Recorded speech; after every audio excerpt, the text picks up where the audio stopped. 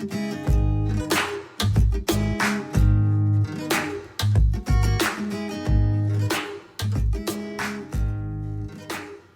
episode of Socially Democratic is presented to you by Dunn Street. I've literally just come back from the dentist and half of my mouth doesn't work right now.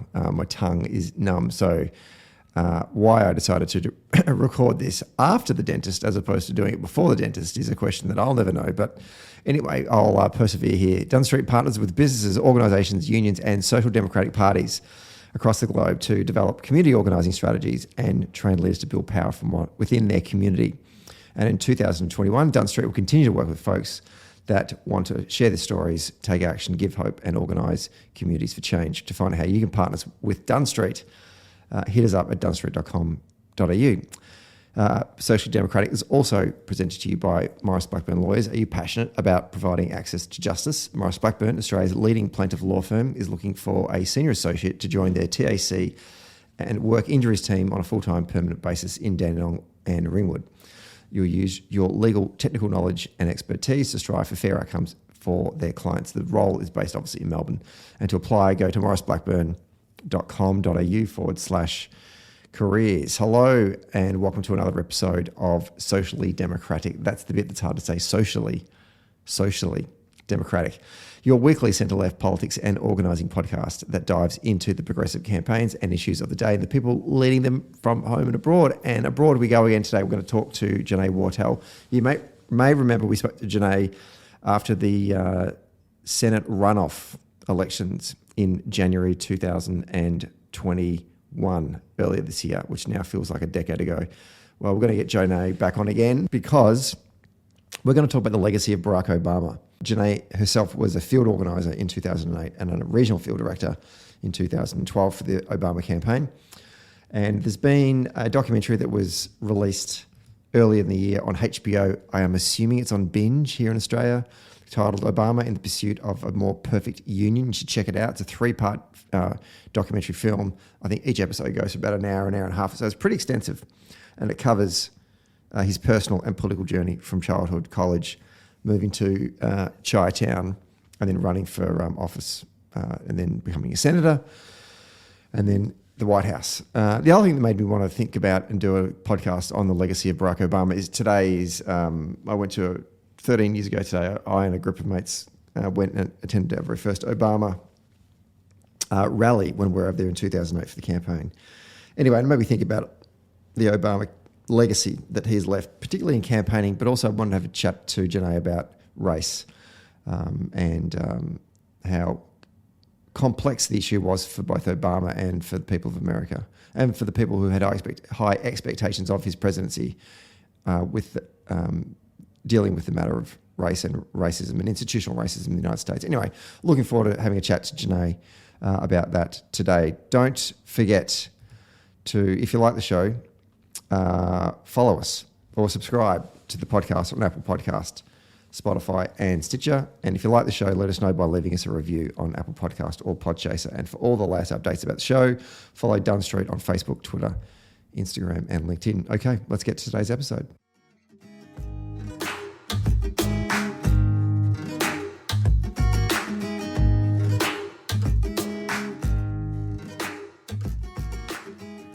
Okay, we're taping this one on a Thursday morning in free Melbourne. We're coming to the end of our very first week of freedom, and I've only been outside twice. But we are heading overseas for today's episode. We're joined online for the second time. She's a Democratic consultant based in Washington, D.C. Jonae Wartel, welcome back to Socially Democratic. Thank you. It's great to be here. Now, the last time we spoke, I think it was just after the Georgia runoffs. It was about a week or so, maybe 2 weeks after. Yeah. So it's been a wild year. It has been. I know it has been a wild year. We're gonna do in December for the podcast. We always do like a wrap of politics, but we've decided to break it up into a wrap of Australian politics and then a wrap of international politics because there's just too much happening and we can't do all of it in the one show. It's been insane what's been going over in the United States at the moment. Right. Yeah. Now, the reason why I wanted to get you on the show today is I wanted to speak to someone to talk about the legacy of Barack Obama. And the reason why I wanted to do that is two reasons. There was a documentary that was on HBO in the middle of the year, which was quite an extensive documentary. It was like a 3-part series, and I reckon every episode it went for at least an hour, maybe even an hour and a half. So it was a marathon effort that covered his personal and political journey from childhood all the way through to the White House. And it just made me sort of reflect on the Obama administration and the things that Obama achieved, particularly now that we've come through this nightmare of the presidents that followed him. The other thing that reminded me of it was today is the anniversary of, which is more of a personal thing. 13 years ago today, I attended an Obama rally at JMU in Harrisonburg, Virginia, with a group of friends of mine, Australian friends of mine. And that moment at the rally, and also just volunteering on the campaign in 2008, gave me, I guess I'll call it a reinvigoration or rediscovery of my passion for organising.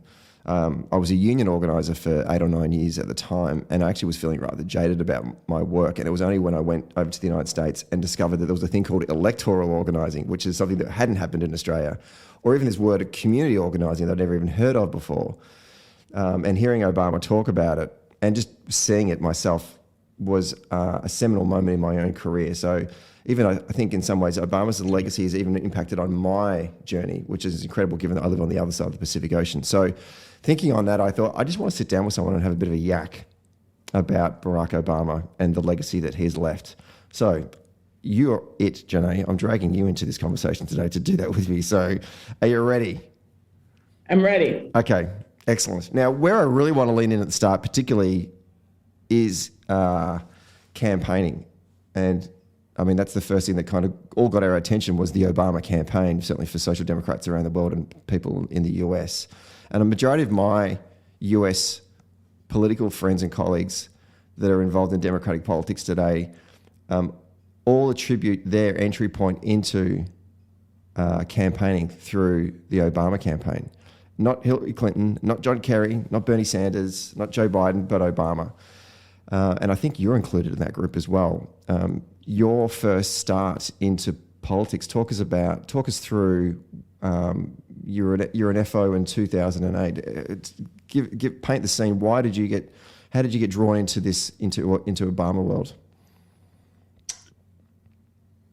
Well, yes, I would say I was kind of on that bandwagon of people who were inspired to get involved because of the Obama campaign. You know, I was a college senior in 2008, so I'm dating myself. And initially, I had some aspirations to go into law, but really it was because I was interested in how we shaped our notion of what America could be, what America should be, fairness, justice, equality, all of those things from a values perspective really resonated with me. It was one of the reasons why I thought that the legal profession was the avenue that I wanted to pursue. But I got involved with registering voters and talking to folks about the 2008 election in my senior year.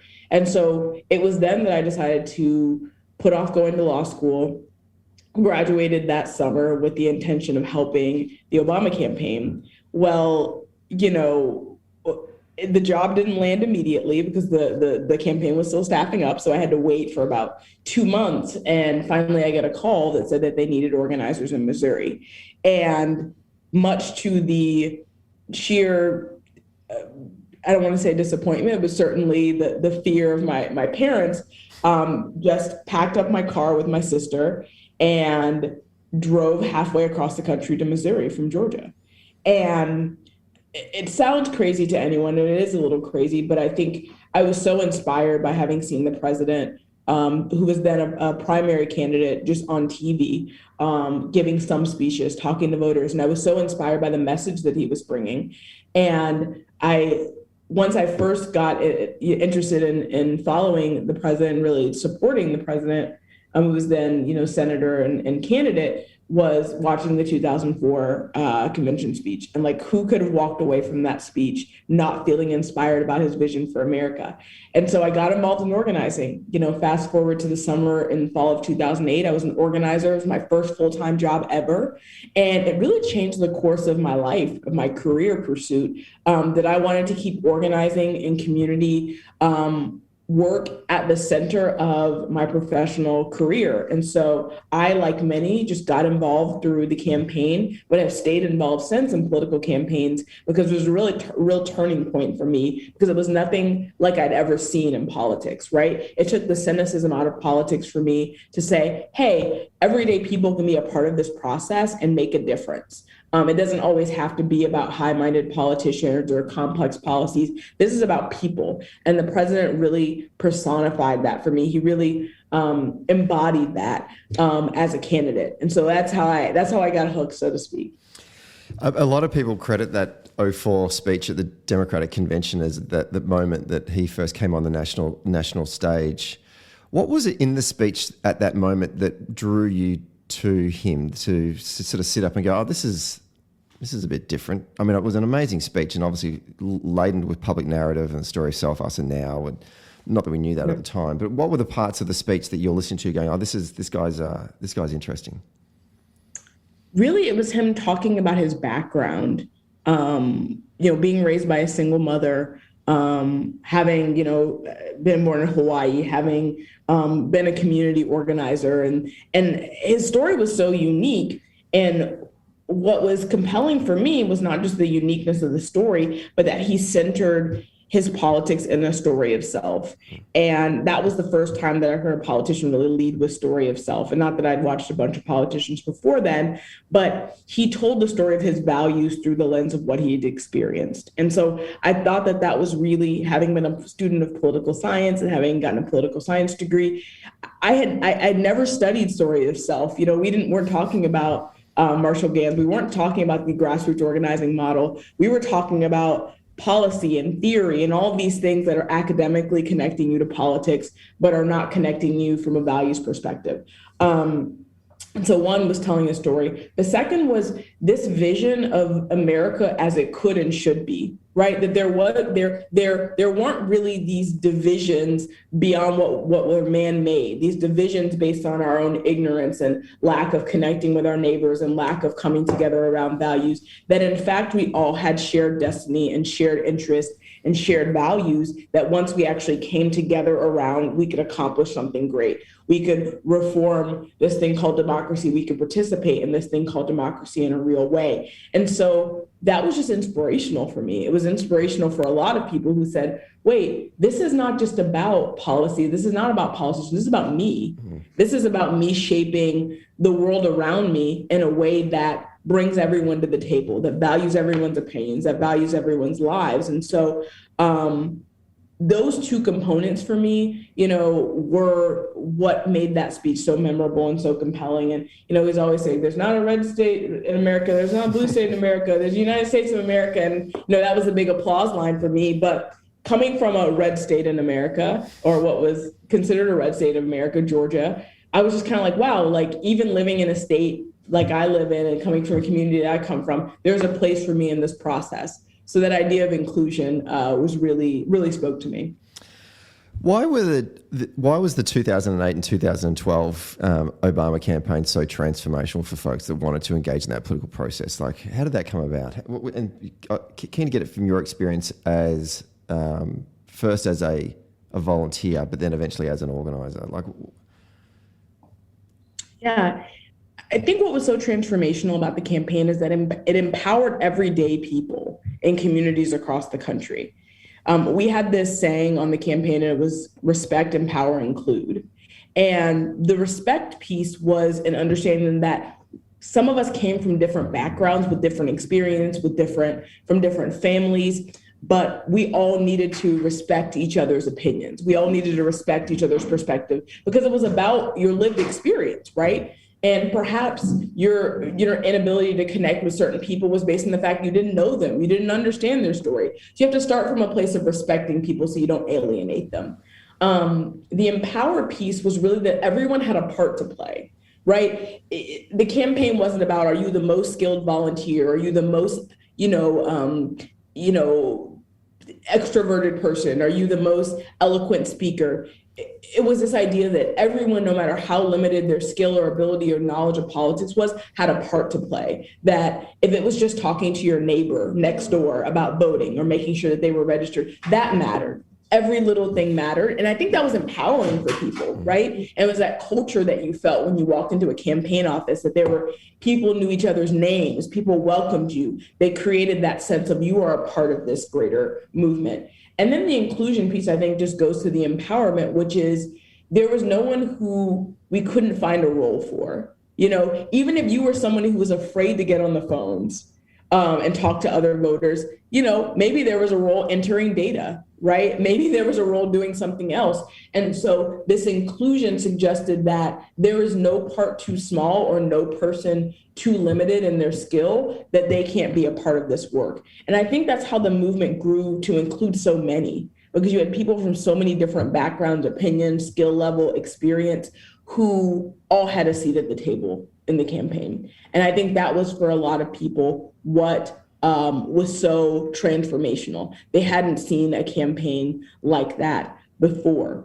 And the other piece of that, I think, was that it really valued people's voices. Having organizers in every community across America meant that you were listening to people, listening to voters in a way that we hadn't before. And as a volunteer, one of the first things they taught me was how to tell my story of self, so that you could sit and connect to someone no matter what their background was. You could tell them, this is why I started volunteering. This is why I started doing this work of registering voters and talking to voters like yourself, because this is what I believe, this is what's important to me, what's important to you. And so people were being listened to in a way that they hadn't been listened to before. And that's why they were able to open up their homes, open up their hearts, open up their minds to receive the message of change, which is really what the campaign was all about. And so I would say those were really the key elements that made the campaign so transformational and has had a lasting impact on communities to this day. I know volunteers who had never volunteered who are now lifelong volunteers. People who had never met their neighbors that now, every time there's a political speech on television, there's a State of the Union address, there's a campaign, they come together. I have volunteers from 12 years ago who are still meeting to this day. Some of them have run for city council, some of them have run for other municipal offices. And so that legacy has been lasting.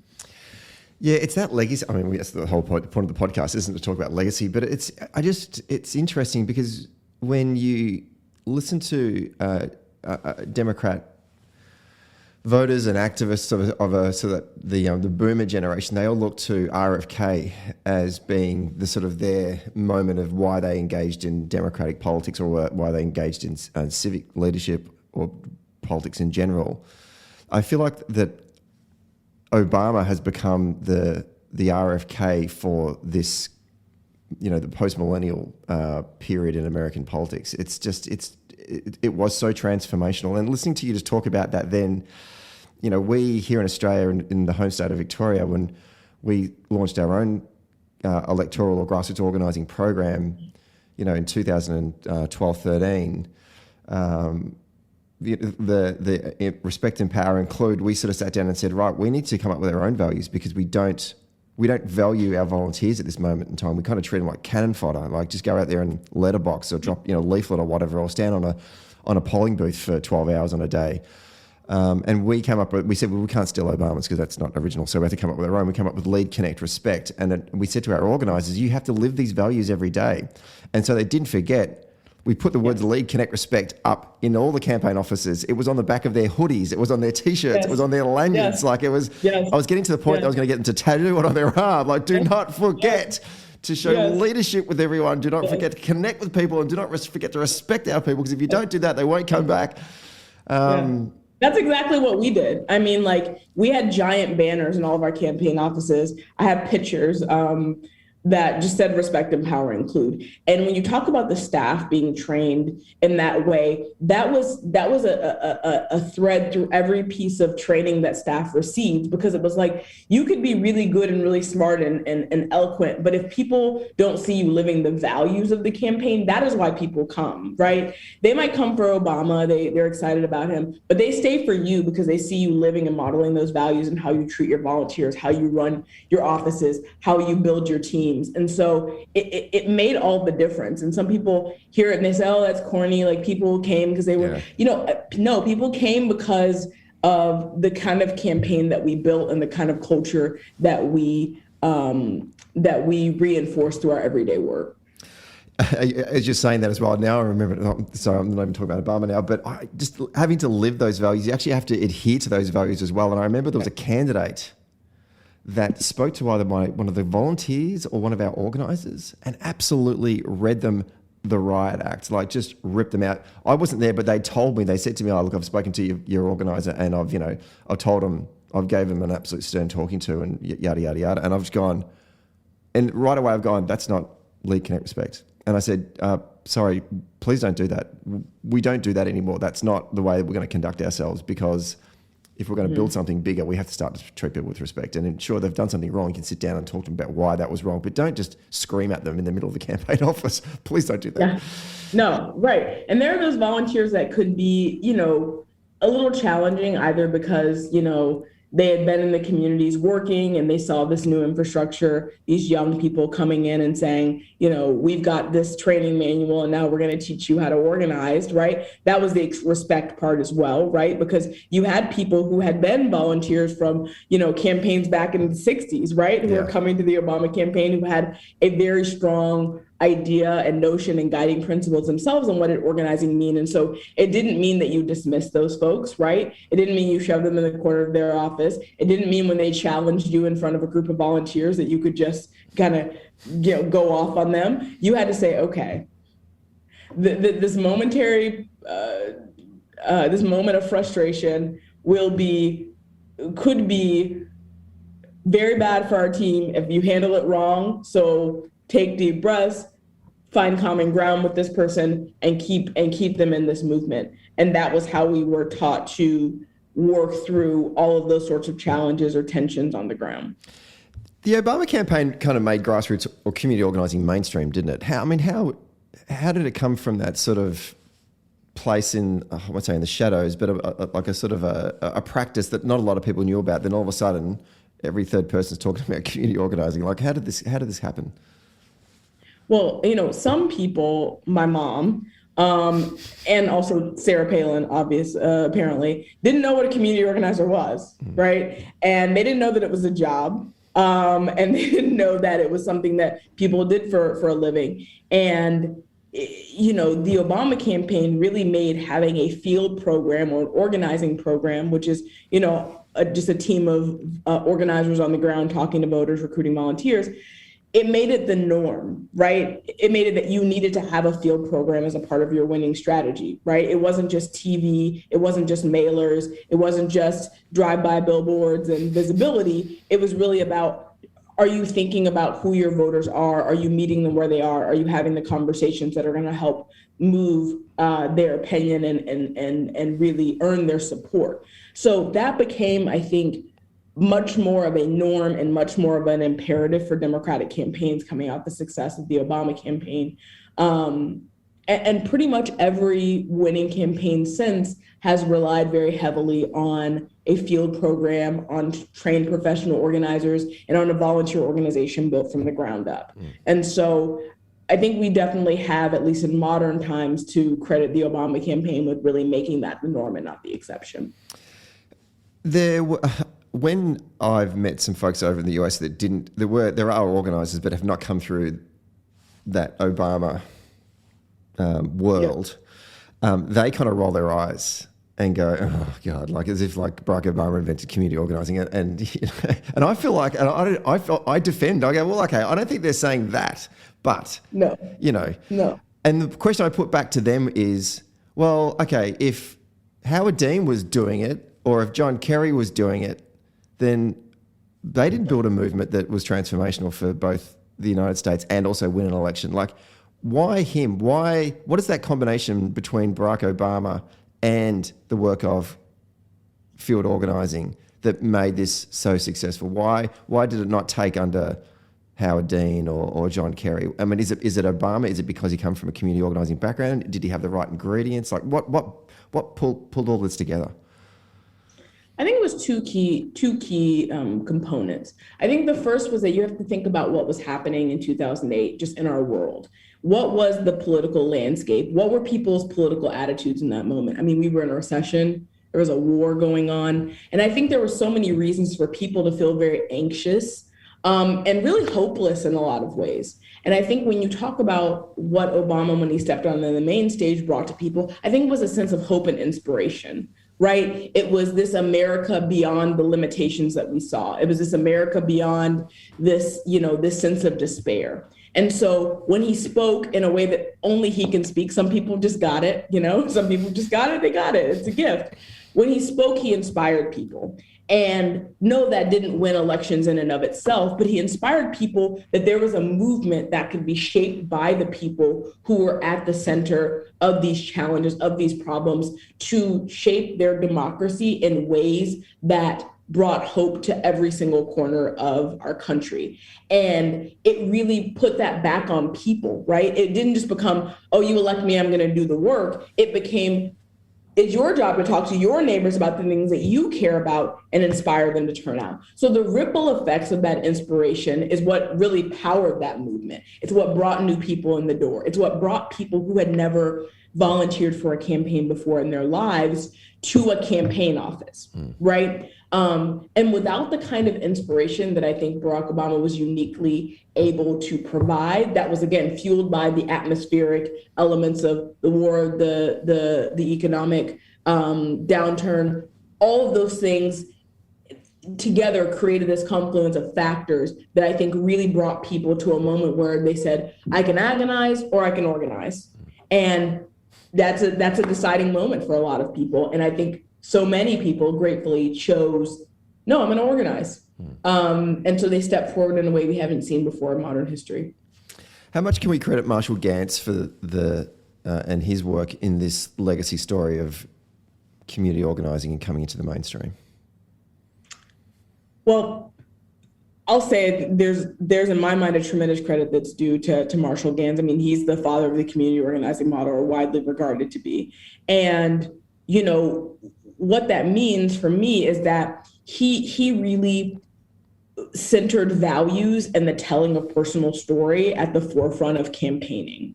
That if we could connect on shared values, that I could bring you in to the work, as we call it, in a way that we can't when we're not connected by anything beyond just the candidate or the electoral goal. And that was for a lot of people, even those who had been in politics for a long time prior to the Obama campaign, that was a transformative way of thinking about politics.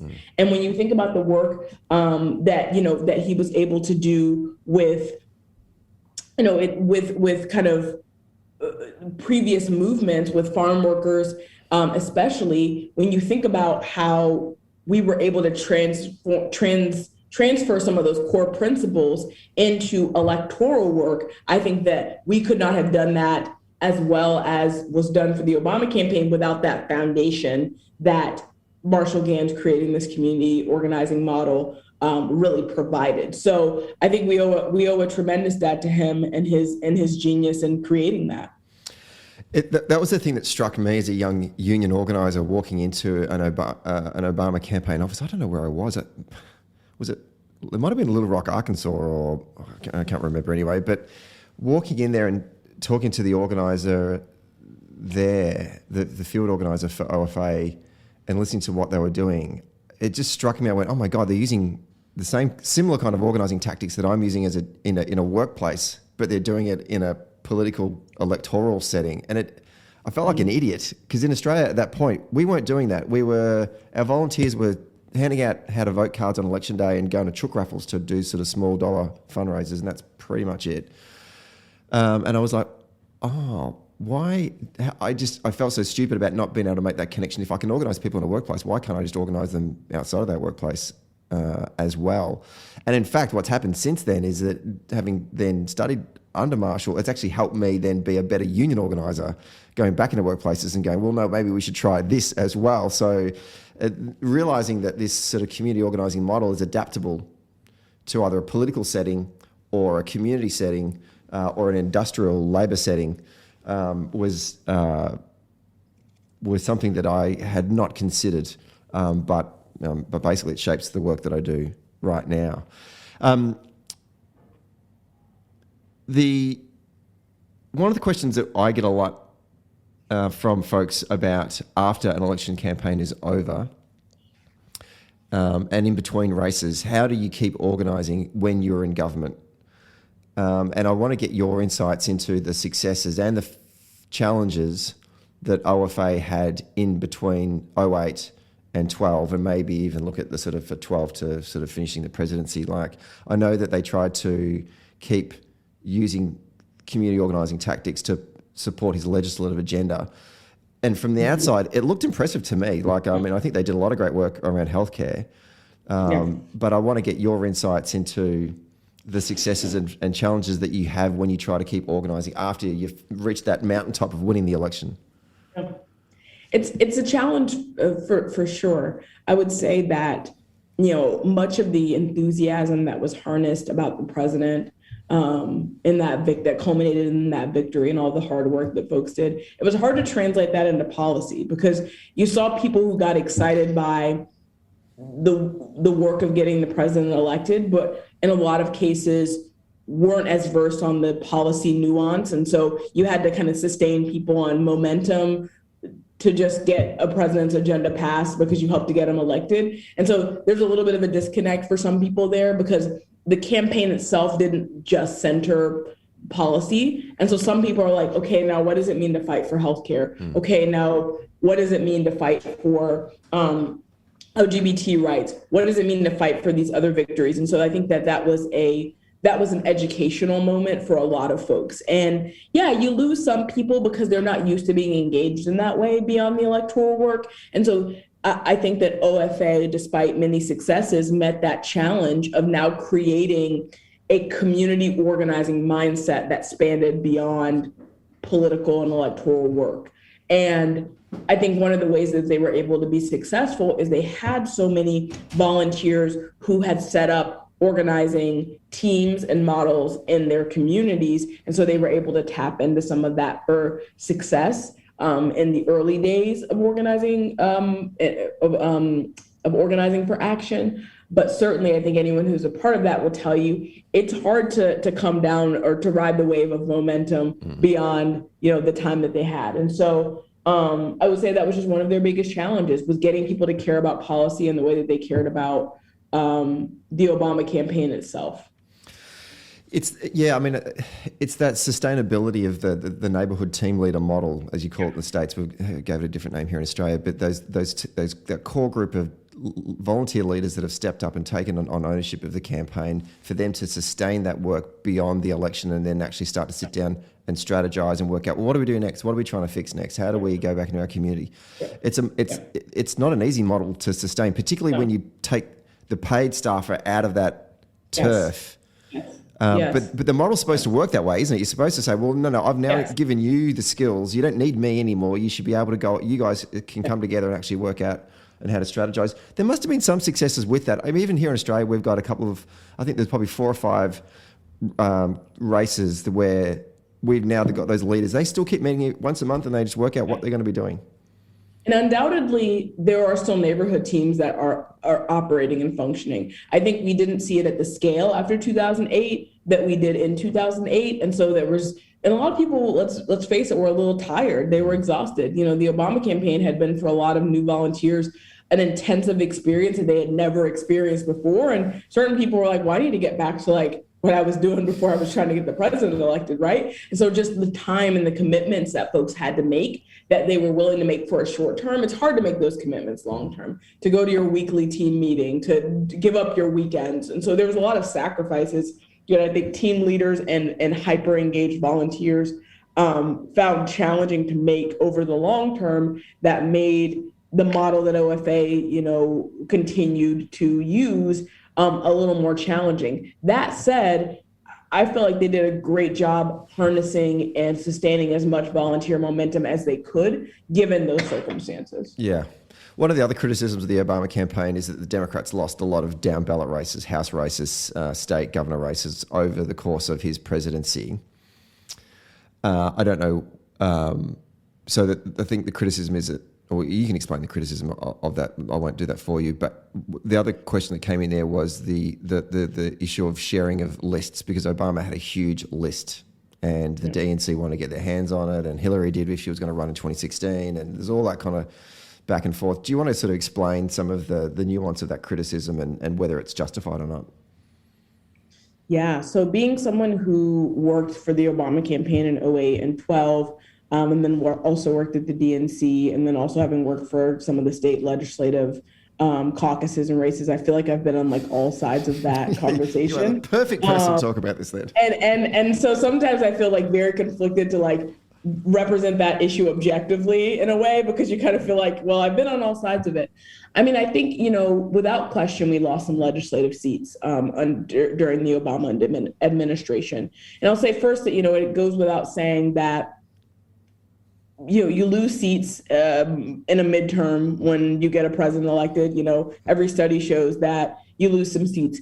I think that, to go back to the earlier conversation, the conversation we just had around momentum, it is often hard when you sustain people, when you create enthusiasm around a certain candidate and around a specific election, to then translate that into 2009 and in the interim, the year immediately following, and then into the year following that, into the midterms. So you're talking about people who had been engaged for the first time in 2008 and even voting, participating, volunteering, who then had to get through the president's first year of policy that needed to be defended and organized around. And then you get to the midterm. So by that time, it's been 2 years since some of these volunteers have first been engaged. And so by the time you get to 2 years later, it's like the number of volunteers that you have that are actually organizing and doing the work that it took to win legislative seats. You have a much smaller team. You have a much smaller volunteer pool. And again, I don't think that there was enough connective tissue between the Obama campaign, what it meant to advocate for the policies that he represented once he got elected, and then, okay, now we have to win legislative seats in order to do that. That runway of voter education and how all of those things are connected, that conversation wasn't happening, right? I bet you if you ask most volunteers, there were thousands of them on the Obama campaign, if they understood that those three things were connected and the ways in which they were connected through electoral politics, I bet most of them would potentially like not be able to help talk about how their state legislator impacts, Obama policy impacts the next presidential election. And so I think we had to, embark on a level of voter education around how the system works, how elections have consequences, not just in a presidential election, but in every single election in between. That wasn't a conversation that we were having, I think, with enough specificity and with enough intentionality coming out of the Obama campaign. And so I think as a result, people didn't show up for the 2010 elections. And I was a state house campaign manager back then. I was working in the legislature and also for the House caucus, which, is the collective group of Democrats in the House. And we took a shellacking because you just saw that complete drop off of enthusiasm and participation by the average Democratic voter, because we didn't reach them. We didn't appeal to them. We didn't compel them with why. We didn't have volunteers who are willing to turn out and knock on their doors and say, come vote for your local state legislator, your local state senator. And so I don't think it was any mystery why we then saw us losing seats.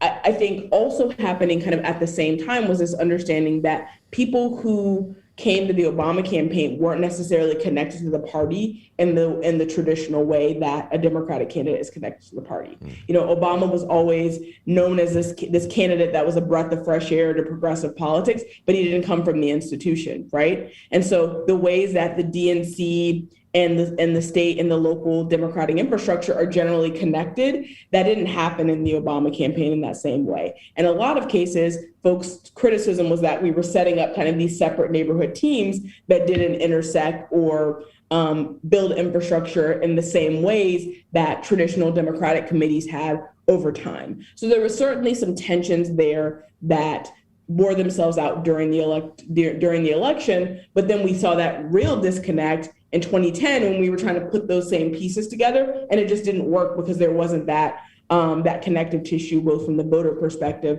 and from the volunteer and activist perspective. So, it was like driving a car that drives well, and then you kind of pop the hood and you realize there's like a lot of different parts that are there that aren't actually working as they should. So perhaps the victory kind of obscured for us what were the real challenges with building democratic infrastructure long term, but I think we had to face that in the legislative losses in 2010 and beyond. What are the key learnings then from that whole OFA experience that future democratic electoral organising efforts have been mindful of? Because obviously it's been 13 years since Obama first won, or need to be mindful going forward. Obviously we have a Democratic president again. We have midterms coming up in 12 months' time. Are lessons being learned from the things that worked, but also the things that we didn't so much nail? Well, I would say to that question, I do think that even when in certain states there isn't as much democratic infrastructure for like the local party, I do think there always has to be a connector point, either through staff or through volunteers or through other leaders who can connect the party with the candidates and the energy that's being generated on the ground through elections. And oftentimes those things kind of run parallel or in silos, but there's not a connector point, right? Like the Democratic candidate is running a campaign, they're not always hiring local staff. And so that local staff is not connected to the community. So the community is not really, engaged in the way that it should be. And I think that campaigns have learned that we can't just run campaigns completely outside of the party in most cases, right? Like we have to think about how is the short-term need to elect this governor, this senator, this member of Congress, how is that connected to the long-term needs for the party infrastructure? And it's not always a perfect equation. It's not always something that we solve, but I think we're getting better about understanding the impact that well-run campaigns have on longer-term party infrastructure and doing a better job of leaving behind, whether it's list or whether it's leaders or whether it's folks who come back and run the county party or the state party. I think we're trying to thread the needle in a way that is really important. In 2022, my hope is that we do that, because I think that we need everyone in the same boat, kind of rowing toward the same goal, which is defending the House and the Senate. But I do think that parties can be a very complicated structure, because it well-run local parties really require that everyone has a shared vision on how to get things done locally. And it's often hard to align that when you have so many different people with different experiences. So without getting into the rabbit hole of local or national party dysfunction and all of those sorts of things, which I also know really well, I would say that there's a lot of diversity of opinion on how we build our party at the local level that sometimes makes our smaller victories harder to obtain. You and I first met when I brought a delegation of Australians over to DC in 2019, which now feels like a decade ago. Really, it's like 10 years ago. Yeah, pre-pandemic. And we met because you presented to the delegation about an initiative that was coming out of the DNC, which was the organising core. And I'm not sure, I'm sure we did talk about it when you were on the show last time, but maybe just sort of refresh the listeners, because that seemed like that was something that you guys were trying to change from previous? I mean, you said yourself, I had to drive all the way across from Georgia to Missouri to be an organizer. But what the organising core was trying to do was actually get people from those communities to step up and take on leadership roles. So, the successes of that, how did that go in the end? I know that we had the election was done through middle of a pandemic, but nonetheless, was that a success? Is that something that the party's going to look towards and say, oh, that's a good idea, we should do more of that? I think so. I hope so. Just to give you quick top lines on organizing core, I mean, it was an idea that was born out of the fact that organizing is done best when it reflects people in the community, when we hire locally from community. And so one thing that national campaigns have often been the major criticism is that, when you're trying to win in a particular state, you bring organizers from Massachusetts, from New York, from all these other places to work in communities that they don't know very well. And we said, instead of doing that time after time after time and having to force and build that bridge between local communities and people who don't look like them, don't represent them, and have never been to that place but for coming there for a job, let's instead train local homegrown talent. People who know the community, they know the ins and outs, they speak the language, they know the people, and let's incentivize them becoming their local community organizers so that they don't have to go to other places to learn how to organize or to do so effectively. And for us, our focus was on people of color, particularly because they're very underrepresented as professional staffers in politics. And so when we partnered with the Democratic Party, I think it was probably one of the things I'm most proud of in my work over the last 10 years. And that's saying a lot, having been on two Obama campaigns. But I think that creating a legacy around organizing that brings new generations in, that trains new leaders who are ultimately going to be the senior level operatives of the next decade plus, I think creates a sustainability of a certain type that the Republicans and the other side does really well, right? They have these young Republican leaders who then run for office, who then become the next congressman. I don't think, building that bench of talent on the professional side and on the candidate side has always been a challenge for Democrats. And I think that organizing core tapped into that to a degree. And so I think we're beginning to crack the code on investing in leadership over time and how that's going to ultimately make us a stronger party and build a stronger ecosystem. Let's turn the conversation to race. One of the underlying discussions in the Obama documentary on HBO was race. All the way through, it was threaded from Obama's childhood all the way through to the end of his presidency. And as one of millions of non-American social democrats around the world, we all watched the United States elect their first black president. And perhaps naively, we assumed that this was a moment of unity between black and white America, but obviously things aren't always as simple as that. I want you to, if you can help us, to sort of unpack the complexity of this challenge that Obama had in terms of both expectations when he first got elected and then what he was able to achieve over the course of his presidency for African Americans. What do you think the expectations, starting with, what do you think the expectations were for African Americans when Obama first got elected? Yeah, well, you're right that there's tremendous complexity in that answer and in that question and that analysis. I think that, there was so much focus on Obama as the first black president that we had somehow overcome racism in some part. That if we could elect a black president, that the promise and the hope for dismantling systemic racism was within our reach. And I think it was certainly naive of us to have believed that because America and its institutions and its foundations have been built upon systemic racism in the U.S. And until we dismantle and address those systems, a person being elected is not going to fix that. And so I think that the expectation certainly from, white Americans was if I, voted for Obama or volunteered for Obama, then certainly, I'm a lifelong ally. There's no more work to be done. I did the thing. And then for black Americans, it was, okay, this is a country that can't elect a black man.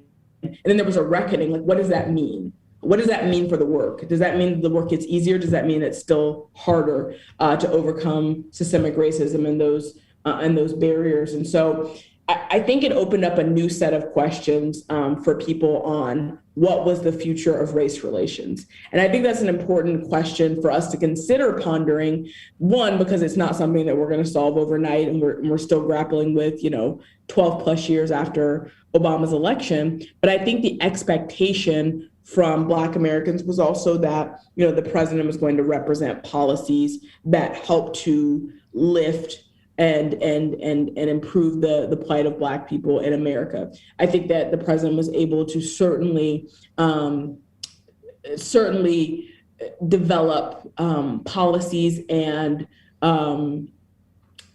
be a champion for policies that improve the lives of Black Americans, to a degree as it related to jobs, to a degree as it related to healthcare and the ACA. But I think that there was a lot left to be desired in terms of helping to make Black people more equal, or have more equal opportunity in the workplace, in equal pay, and things that still we're fighting for. And so, it was arguable that there was like an unfair burden that was placed on our first Black president to fix everything, in one fell swoop. But certainly there was an argument that can be made that there was more that he could have done, both himself and with the support of a Congress that was only kind of working in his favor,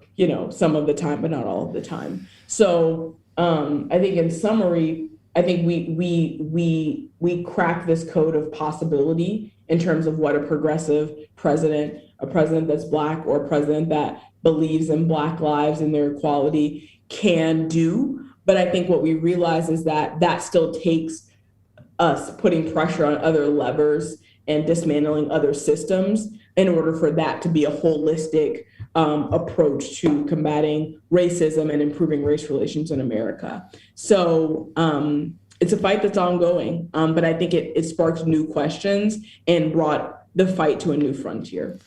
I'm going to give you a couple of quotes from two people that I enjoy listening to and reading, and I think that they kind of go to. It still doesn't summarize the width of opinion on Obama from Black America, but I want to throw both of them at you and get your thoughts on it. Starting with Cornel West. First of all, what do you think about Cornel West? I mean, his politics are probably too left-wing for me, but I am fascinated with Cornel West. Like, that sort of who would you invite around for a dinner party scenario? Cornel West would be top of my list because I could listen to that man for hours. I don't know what it's his tone or his tenor of how he speaks, but I just find him incredibly fascinating. But before I give you the quote, what do you think about Cornel West? I actually am intrigued. Yeah, I also, coming from a dad, my dad is very, I would say, progressive in the way that he's like almost just like he can be radical in a lot of ways. And I think that like one of the things that I listen to Cornel West with him often, Cornel West like speaks truth to power, no matter how that makes people feel. Like he says the thing that needs to be said. And I think that like you have to have truth tellers in any democratic society that constantly push us and force us to question. And so he kind of disrupts that comfort for folks where they feel like they've settled into this reality where they're like, okay, race relations are here, it's fine, things are good. He constantly pokes and prods at our notions of things being good and fine. And so I like that he can be the constant social critic. I actually really do appreciate that because I think we need people who constantly are reminding us that we're not there, that we haven't come as far as we thought, that we shouldn't romanticize leaders who are not committed fully to our causes and championing our causes. And so I love to listen to him. I love to read anything he's written because he is truly thought-provoking. I too could listen for hours. Yeah, okay, good, very good.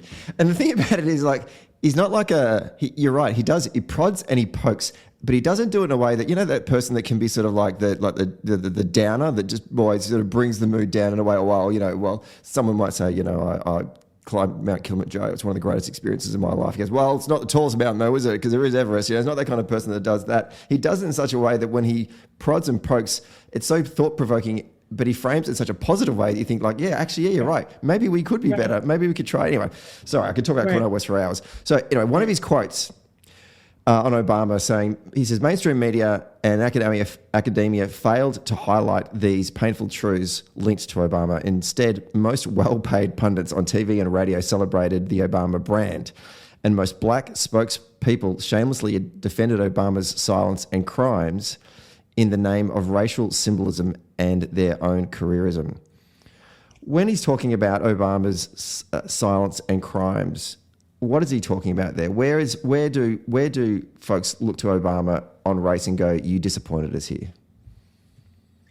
I would say, I think that there were numerous conversations, especially toward the end of the Obama presidency, on reparations, on civil rights, where it was widely believed that he didn't go far enough to really give Black people their due, having built this country through the labor and the slave labor of our ancestors. And so I think that where we really wanted the president to go far enough in pushing policy as it related to giving, Black people what in a lot of cases was stolen from them from an economic inequality standpoint in terms of where we sit and stand in this country, I would say, as not to be too general, that those were the times in which we felt like there could have been executive orders, there could have been, bolder legislation, that he could have pushed members to act more decisively and more swiftly. And I think that, the same can also be said of like, had he come in, with that level of boldness and kind of level of forcefulness with Congress, like perhaps that might have compromised other things in the agenda, right? Perhaps that could have made it so that the Affordable Care Act and the work that he's done to strengthen our position as it relates to environmental protection, like perhaps those policies would have been compromised, and we would have seen him as just the president that is for few and not for all, right? And so I think that he likely saw value in being both and some people said, well, you're the Black president, like you need to carry this mantle. If not you, then who? And so I think that where Black scholars really have criticized him, truly, I don't think that criticism has come from a place of that he hasn't done anything as a president, but that there's so much more in a lot of these policy stances and these legislative agendas that he could have done more specifically for the Black community, because we've been so deeply underrepresented in the seats of power. To that point then, Michael Eric Dyson, another person who I enjoy reading. I think he puts out a book every 20 minutes. I actually wonder how he does it. And they always have like 70,000 words in them. Yeah. I went to a lecture. He did a lecture on my campus right after Katrina. And he has the book, Come Hell or High Water, which is a really great read. And I was like, how does this man, it's just like his brain must be like processing thousands of words per second. I saw him, I think he was on Bill Maher or something, and he said, how many books have you produced? He said, I've been writing for 21 years and I've done 20 books. So he's basically had a year off. I mean, like, that is a gift. I don't know any person, scholar or otherwise who could do that. I know. And they're not, it's not like the first two, or it's not like Coldplay where the first two albums are great and the rest were shit. They're all good. Right. They're really good. They're all good. And it's not like the album where like one album has like 10 tracks and the others have like 25, right? Yeah. It's like they're all like EPs, right? Yeah. Absolutely. It's pretty incredible, frankly. Anyway, sorry. He to the point you said before about that sort of the challenge that Obama was in. Dyson says, I feel like Obama wanted to be the president for all of the United States, but was doomed to satisfy everyone. Do you think that he was always on that lose-lose situation when it came to race? Because if he was too Black to the white majority, then he would lose that vote, and that's critical in terms of trying to get re-elected. But at the same time, if he's not Black enough in the eyes of the people, that it's his base really. I mean, the Black vote in the Democratic Party is so critically important that he would then let them down as well. I just think that quote from Dyson kind of sums up the challenge that Obama had. Yeah. I mean, I think he understood the mantle of leadership that he had being the first Black president.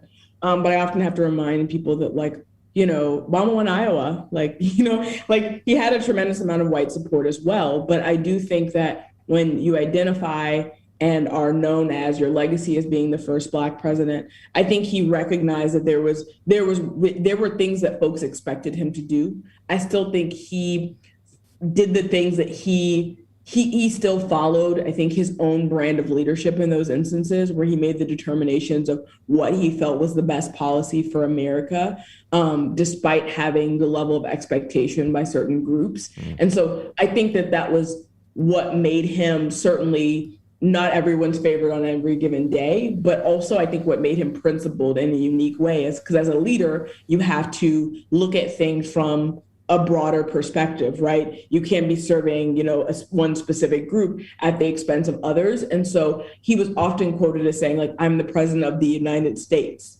right? And so when you are trying to be the leader of all people, certainly there are going to be groups who feel like your allegiance should be to them who are not going to be satisfied. And I think he ultimately had to sit with that, had to accept that and take that in stride. And I think there's a reason why we saw him staying the course despite the criticism. Yeah. And I guess that's going to be the challenge for any leader that's coming from a quote unquote minority group. The first woman president is going to have that same challenge because is she the president of the United States who happens to be a woman, or is she the first president? First woman president of the United States, right? Yes. Or people from other minority groups. So it's just going to be how to balance that in the eyes of those two sections, I guess. Michael Eric Dyson also says that Obama he's a paradox. He is both embraced and alienated a meaning of blackness in the modern world. What does he mean by that? Embrace and alienated meaning. I think that he identifies as a Black man. He knows that he's a Black man.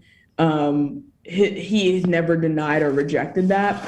But I think that when you are the leader of the free world and you are a Black man, I think that you sit at this apex of what people see Blackness as in America in that moment that oftentimes doesn't represent the complexity and the nuance of the Black American experience. And so I think for a lot of people, they saw this Black president and they forgot about the day-to-day struggle of Black Americans in this country. And I think they became kind of comfortable with Obama as the Black man in America instead of understanding that his experience, his presidency still wasn't representative or didn't kind of cover the multitude of challenges that Black people had in this country. And so I think that there was a kind of a collective, I don't want to say dismissal, but certainly the plight of Black America in the critical ways that we see it now kind of took a backseat for the moment to the celebration of the coming of a Black president. So I have to suggest that was perhaps what he was trying to allude to there. We last question. I mean, I could ask you so many more questions about both race and then move into sort of the other topics of the things that he achieved. But I guess I want to wrap it up by saying or asking you a question. In 2008, he promised hope and change. In the end, did he fulfill that promise to the American people, do you think? Yes, I would say that to the degree that we needed to restore faith in our ability to create change, that democracy and upholding democracy or undoing democracy is ultimately in the hands of the people. I think he restored that belief. I think so often we think that democracy is out of our hands, but he brought it back to its core, which is of the people. And whether that is for good or for worse, and we've seen that play out in every way, shape, or form over the last year, especially, that we are still the collective sum of the people. And I think that fundamental idea and ideal was epitomized in the presidency of Barack Obama. So I think that hope piece, that like we can always hope in a better tomorrow as long as we're willing to work for it, is key. And I think that the change piece, I'd say that there are certain things fundamentally about our democracy that have changed because of the Obama presidency, the way that we think about elections, has changed. I think the ability for an engaged citizenry to shape the democracy has changed. But I think there's a lot that hasn't changed yet, and certainly, hopefully, will change at some point in our history. So I think he brought us to this place of knowing that we could change, that we were change agents. But I think that we have to remember that the rest of the work is still up to us. And I think that was maybe his kind of lasting impression that he left when he exited office after Trump was elected. He was kind of like, listen. Did the thing that I knew to do as the leader of the free world. Now it is still up to you to make our country better. Me leaving office does not relieve anyone of that expectation or responsibility. And I think that that's why the work still continues. It's why we're all still fighting, because we realized that the work was not done when he got elected, and it certainly wasn't done when he left office. And on that wonderful note, Jonae, thank you so much for your time today. We do appreciate it, and keep doing that change over in the US. Well, I'll keep at it. Thank you for the inspiration.